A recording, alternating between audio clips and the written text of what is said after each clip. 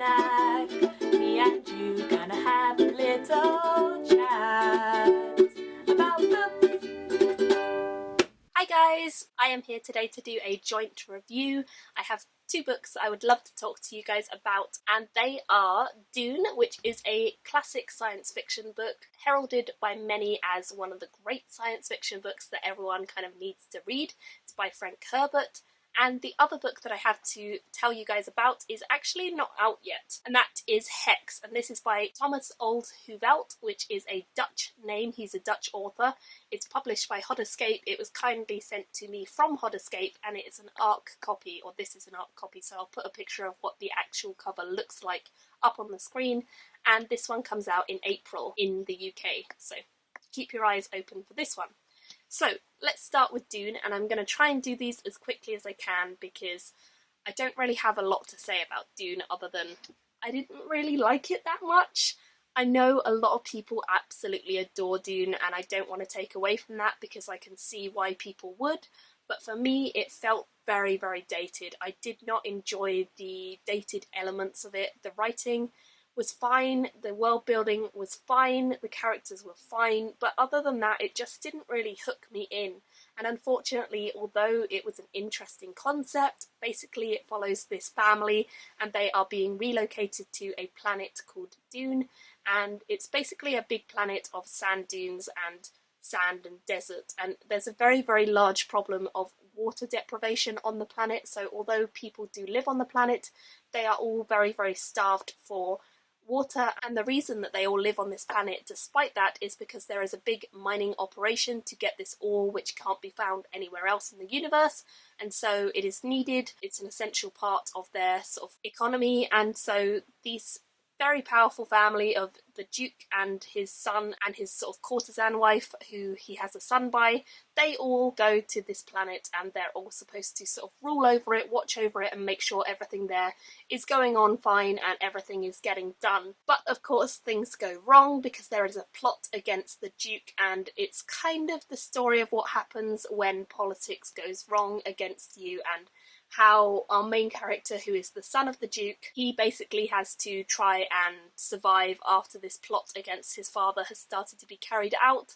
And a lot of people have been saying that he has this destiny, this big sort of foreboding destiny that he has to fulfill. And that was the thing that kind of got to me. I didn't really care about Paul and his character. I didn't really care about his mother, who is also a major character, and I didn't really care about his father. That was a problem for me when there was no real emotional connection straight away, and the biggest problem I had with this was not so much the writing or the world or the characters, it was more the idea of prophecy, because I find prophecy to be one of those tropes that just really, it's very hard to get right. It's very hard to do prophecy and make it convincing or make it something that is kind of seamlessly in the plot. And for me, it felt like the prophecies within this book involving Paul, our main character, just didn't really work and felt a little bit squidged in, and just it didn't work for me. So unfortunately I couldn't really give this book that higher rating. I also would say that this doesn't feel like science fiction. This feels like a weird mashup between science fiction and fantasy, because we have science fiction travel, we've got like outer space on planet sort of exploration, and we've got spaceships and things like that, and we've got new technologies, but honestly it felt like there was magic in the book and sort of weird unexplainable prophecies and weird things like that happening, and so it did feel like there was some peculiar fantastical elements woven in with this science fiction, and I felt like that detracted from the plot and didn't really make the science feel genuine and kind of made it just a mashup. So for me it didn't work that well, but I know that there were other people in my group who buddy read it with me, because I read it as part of my buddy reading group on Goodreads, and they all seemed to enjoy it. So obviously that's more of a problem that I personally had, and I do know that hundreds of thousands of people absolutely love Dune. So that was that one. I couldn't really give it that higher rating. I ended up giving it a 2 out of 5 stars, which is not bad. It's an okay read. I got through it, but it wasn't really for me, and I won't be picking up any of the others in the series. Moving on to the other book that I came to discuss, and that is HEX. As I said, this was sent to me by Escape very kindly for a review, And I'm happy to say that although this is a horror book and not what I would normally read at all, I actually really enjoyed this, and that's kind of surprising to even me because I don't like the idea of reading horror. I was sent this by them around Halloween time, but I didn't get a chance to read it until about December. I was really worried going into this because I didn't think I was going to like this. I felt as though it was going to be something really terrifying and just creepy and horrible, and it kind of has elements of that. Basically, we follow a town where all of these people, and they basically keep this secret. The secret is that there is a ghost or a witch kind of character who haunts their town. She just appears randomly in people's homes, in the woods, in the street, wherever she wants to, she will appear. And no one really knows an awful lot about her or why she is there. The town has an idea of some of her history, and they try and keep her covered up from the general public eye. No one really knows that the town actually has this real ghost. They kind of think it's a myth story, and so if people catch a glance of her who are not from the town, they kind of think, oh, maybe it was just someone playing a joke, or whatever the case may be. They kind of play into this idea that there is a fake ghost in the town, but actually she's real.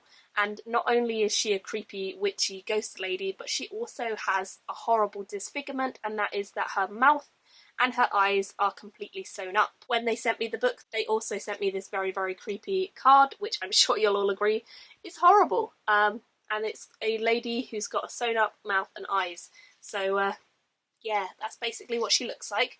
She is rather creepy. She's called Catherine, and she haunts this town. And we follow the perspectives of some of the different characters who live within the town, and how they see her, how they get on with her day to day, and what they think of her. So one of the perspectives that we're following is a man and his son. We follow both of them individually. They both live in the town, and they both hate living in the town because obviously no one would want to live there, but once you're there and once you move into a house, you cannot go away from the town, because if you do, you start having suicidal thoughts, and a lot of people who try and move away will end up coming back to try and get happiness back.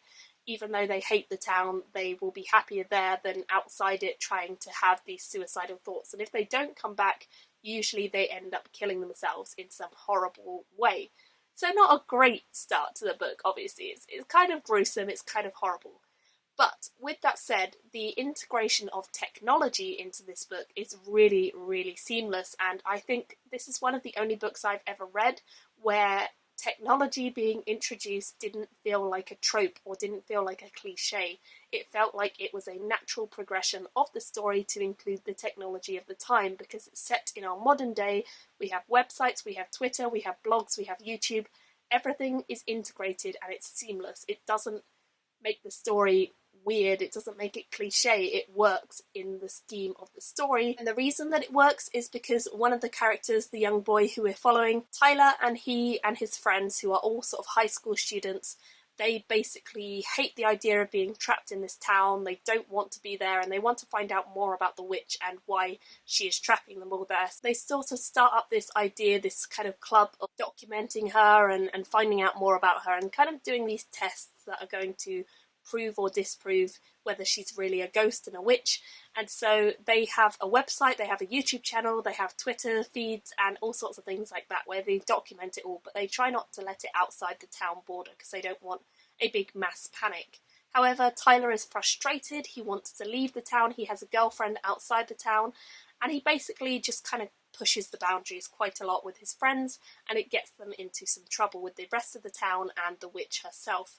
We also follow another character within the town, Griselda, and Griselda is the local shopkeeper. She had a horrible past with her husband, who is now deceased, and he was very abusive to her and her son, so she's quite a scarred figure right from the outset. She has kind of mental health issues, and she's kind of unstable as a character, but she worships the witch, and she kind of follows her around, giving her offerings, presenting her with things, because she feels like the witch is the only person who really knows her in the town, and the witch helped her to get rid of her husband, or at least that's what she believes.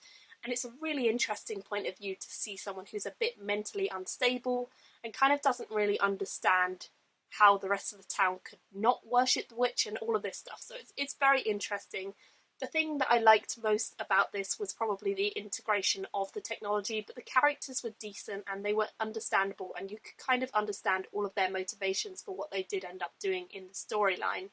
I also felt like the world was convincing. It was fairly standard, everyday world, and it's very modern day, so I think he got all of that spot on.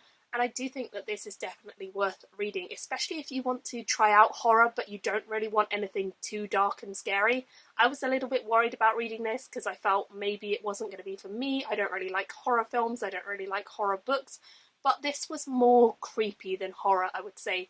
It has some moments that are pretty gruesome, but I don't really mind that. It's more just scary things I don't like, and this is more of a psychological creepy thing than a scary, terrifying, horrifying thing, in my opinion. So I actually ended up giving this a 4 out of 5 stars. I thought it was very well written. I thought it was actually a very interesting story, and for my first sort of foray into horror, it was actually very light-hearted and quite an interesting read. So I would love to hear if you guys are interested in picking this one up. Again, I think it comes out in April, on the 28th of April in 2016, so keep your eyes peeled if you want it. Thank you to Hot Escape for sending it to me, because I would never, ever, ever have picked this up, but I did, and I'm very happy that I did, and it was a very enjoyable read. If you want to find out what happens to the witch with the sewn up mouth and eyes, and how everything in this town kind of goes completely downhill, pick this one up and give it a go, because it's quite a creepy one. Those are both of the books that I'm going to be reviewing for today. I'd love to hear your thoughts on both Dune and whether or not you will be picking up HEX when it comes out. I thought that HEX was a lot better than Dune. Dune just didn't really work for me, unfortunately, but I know that loads of people love it, so do let me know your thoughts in the comments and whether you agree or disagree, and I know a lot of people will disagree. Thank you all for watching, and I will see you all very soon in another video. Bye!